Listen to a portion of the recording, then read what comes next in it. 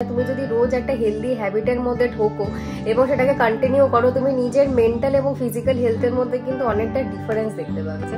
তো শীতকালে স্নান টান করে একদম ছাদে গিয়ে চুল শোকাতে হেব্বি মজা লাগে। খেয়ে দিয়ে উঠে না শরীর দিচ্ছে না, আমার এত জোর ঘুম পাচ্ছে। কিন্তু বেরোলাম ডক্টর চেম্বার থেকে, উনি বললেন যে 15 ডেজ পর থেকে। সকালবেলা বাড়িতে চিকেন এসেছিল, আজকে একটুখানি বানাবো হচ্ছে ঝাল ঝাল করে চিকেনের ঝোল। Hello everyone, welcome back to the channel, to a new blog. আশা করি সকলে তোমরা খুব ভালো আছো। এখন বেজেছে ঘড়িতে .11টা আর আমি একদম রেডি হয়ে গেছি, কারণ আজকে আমি একটু এক্সরে করাতে যাবো। তোমরা জানোই যে কোমরে আমার একটা ছোট ফ্র্যাকচার হয়েছিল, তো সেটার এখন কি অবস্থা রয়েছে সেটাই দেখার জন্য, কারণ আমার না টোটালি জিমটা বন্ধ হয়ে গেছে। এবারে ডক্টরের কাছে ওটাই কনসাল্ট করার যে এখন আস্তে আস্তে ফ্রি হ্যান্ড কিছু এক্সারসাইজ শুরু করা যায় নাকি। তো আমি এদিকে একদম রেডি হয়ে গেছি। আমার এখন অব্দি ব্রেকফাস্ট হয়নি, কারণ ওখানে খালি পেটেই যেতে হবে, যেহেতু কোমরের এক্সরের ব্যাপার। বললো খালি পেটে গেলে বেটার হয়, বেটার নাকি ইমেজটা আসে। গোপাল সোনাদের এদিকে রেডি করে বসিয়ে দিয়েছি। গোপাল সোনার আজকে ব্রেকফাস্টে পেয়েছে হচ্ছে দুধ আর মুসলি। আসলে কি বলতো, জিম জিনিসটাই এমন না যে নিজের মধ্যে দেখবে খুব পজিটিভিটি একটা কাজ করে, শুধু ফিজিক্যাল বলে না, একটা মেন্টাল স্যাটিসফ্যাকশনও আসে। মানে তুমি যদি রোজ একটা হেলদি হ্যাবিটের মধ্যে ঢোকো এবং সেটাকে কন্টিনিউ করো, তুমি নিজের মেন্টাল এবং ফিজিক্যাল হেলথের মধ্যে কিন্তু অনেকটা ডিফারেন্স দেখতে পাবে। তো আমি তো মানে কতদিন হবে, মানে মোটামুটি 3 থেকে 4 মাস মতন কন্টিনিউ করেছিলাম, তারপরে হুট করে বন্ধ হয়ে গেল না এতটা দিন। তো যাই হোক না, যদি ফ্রি হ্যান্ড এক্সারসাইজ আমাকে কিছু করতে বলে না, আমি বাড়িতে করবো না, আমি সত্যি কথা বলতে জিমে চলে যাবো। বেশ ওরকম একটা ভাইব, ওখানে সবাই মিলে একসাথে মানে জিম করা, মানে একটা মিউজিক সবকিছুর মধ্যে একটা বেশ সুন্দরভাবে একটা হয় আর কি, যেটা বাড়িতে হয় না। আর এদিকে তো বেশ ভালোই ঠান্ডা পড়ে গেছে। আর শীতকালে আমার দুটো ফেভারিট প্লেস রয়েছে। একটা হচ্ছে এই ব্যালকনিটা, এটাতে এত সুন্দর রোদ আসে না, মানে শীতকালের রোদটা দেখবে গায়ে লাগাতেও ভালো লাগে, স্পেশালি সকালের রোদটা। আর একটা হচ্ছে ছাদ মানে আমাদের প্রথম যে ছাদটা আছে সেটাতে তো পুরো একদম দেওয়া আছে, শেড দেওয়া রয়েছে, কিন্তু একদম 3 তলার যে ছাদটা ওটা তো পুরো ওপেন রয়েছে। তো শীতকালে স্নান টান করে একদম ছাদে গিয়ে চুল শোকাতে হেব্বি মজা লাগে। এখানে সব আগের বারের আমার এক্সরেটার রিপোর্টস, তারপরে ডক্টরের প্রেসক্রিপশন, যা যা ওষুধ আমার চলেছিল সবকিছু নিয়ে নিয়েছি, এরপরে বেরোচ্ছি। আর এদিকে ছোট সিম্বু আমাকে সি অফ করতে এসেছে। ছোট্ট লিও কোথায় কে জানে, দেখা যাচ্ছে না। এখানে ছোট সিম্বু শুধু দাঁড়িয়ে আছে। ভাই কই? ওই যাও যাও যাও। এখানে দেখো একজন কি সুন্দর করে ঘুমোচ্ছে, নিশ্চিন্তে একেবারে। বলি বাবা, বলেছি বলেই তাকাতে হবে। এই দেখো এখানে তাকাতে তাকাতেই আবার ঘুমিয়ে পড়েছে, চোখে এত ঘুম, ঢুলছে বসে বসে রোদে। আমি এদিকে চৌরাস্তার ফার্স্টটাতে এসেছিলাম, বাট এখানে একটা স্পেশাল কেসে এক্সট্রাতে ঢুকেছেন, তো ওখানে 45 মিনিট মতো টাইম লাগবে। তো এখান থেকে রেফার করলো জেমস লং ফার্স্টটাতে। তো এখন জেমস লং ফার্স্টটায় যাচ্ছি, ওখানে ফাঁকা আছে, ওখানে হয়ে যাবে কিছুক্ষণের মধ্যে। আমি এই জাস্ট পৌঁছালাম বাড়ি, আর অনেকটাই লেট হয়ে গেছে, প্রায় দুপুর হয়ে গেল। আর এসে ভাবলাম আর অন্য কিছু খাবো না, কিছু তো খেয়ে যায়নি, একেবারে লাঞ্চটাই করে নেবো। তোমাদেরকে চট করে দেখিয়ে দিয়ে যে লাঞ্চে কি মেনু রয়েছে। হচ্ছে উচ্ছে আলু ভাজা, এদিকে নিম বেগুন রয়েছে, নিম বেগুনটা আমি খাবো না।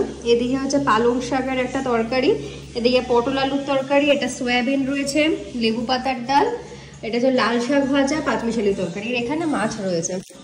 তো এই হচ্ছে মেনু। আর আমি মাইক্রোওয়েভে ভাতটা গরম বসিয়েছি, ভাতটা গরম হয়ে গেলে দেন খেয়ে নেবো। খুব জোর খিদেও পেয়ে গেছে।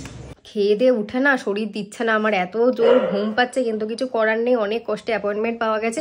এখন বেজে গেছে হচ্ছে 4:05, ডক্টর থাকবেন হচ্ছে 5টা অবধি। তো আমি এখন চটপট করে বেরোচ্ছি, ডক্টরকে দেখিয়ে নেবো। আগে একটুখানি দাঁড়িয়েছি শখের বাজারে, এটিএমে যাবো, কারণ ক্যাশ নেই আমার কাছে। ডক্টরবাবুকে ক্যাশেই পেমেন্ট করতে হবে, তাকে ক্যাশটা তুলে নেবো চট করে।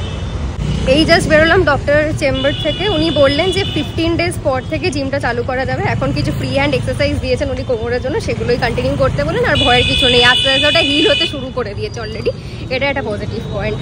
বাড়িতে এসে বসেছি কিছু মেডিসিন নিয়ে, কারণ ডক্টর কিছু মেডিসিন সাজেস্ট করেছেন। তো বাড়িতে যেগুলো আছে সেগুলো বেকার আর কেনার দরকার নেই। তো দেখে নেবো, যেগুলো আছে সেগুলো আর লাগবে না, বাট যেগুলো নেই সেগুলো আছে রাতের মধ্যে আনিয়ে নেবো। এখন বেজে গেছে রাত 9:30 মতন, আর আমি এদিকে চলে এসেছি লিও সিম্বার খাবারটাকে দিয়ে দেবো।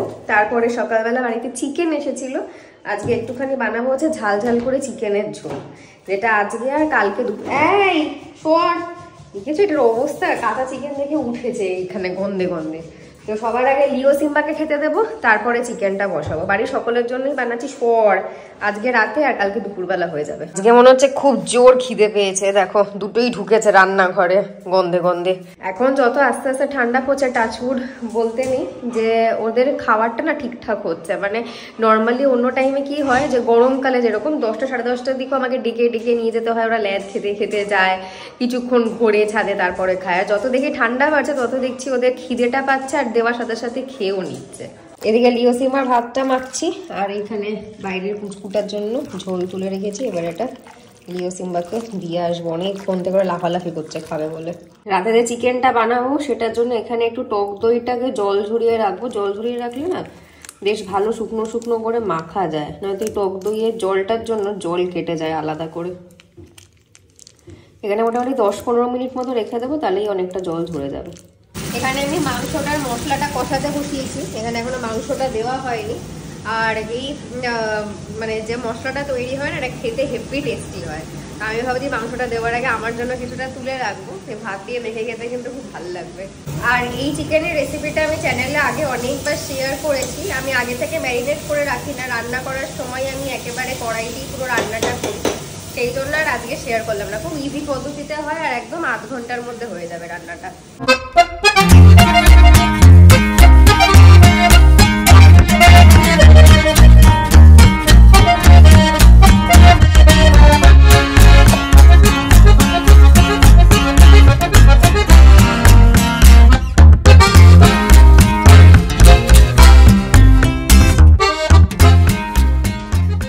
আজকের এই ব্লগটা আমি এখানেই এন্ড করছি। এখানে আমার চিকেন একদম রেডি।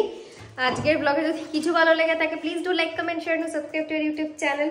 আবার দেখা হচ্ছে তোমাদের সাথে নেক্সট একটা কোনো ইন্টারেস্টিং ব্লগ নিয়ে। ততক্ষণ নিজেরা খুব ভালো থেকো, সুস্থ থেকো। Tata, take care, good night.